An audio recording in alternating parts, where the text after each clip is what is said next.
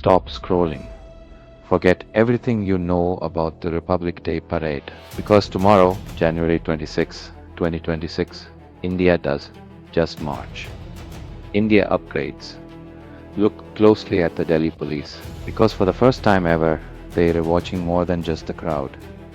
65,000 criminals, one database. Even if a face has aged 10 years, the red box still finds you. This year, the military parade is different. No straight lines, no routine marching. What you're watching is a battle unfolding live.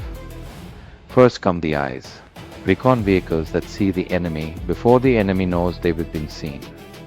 Then comes the punch, Arjun tanks, BrahMos missiles, because deterrence must be visible.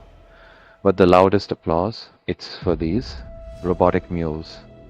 And then the heart of the parade, 150 years of Vande Mataram. This year's theme is Swatantrata Ka Mantra, and history doesn't sit still anymore.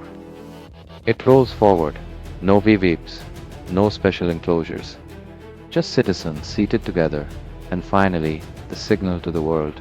Two European Union leaders, one clear message, India is negotiating from strength. So what are you watching for? The drones, the robots, or the Flypast?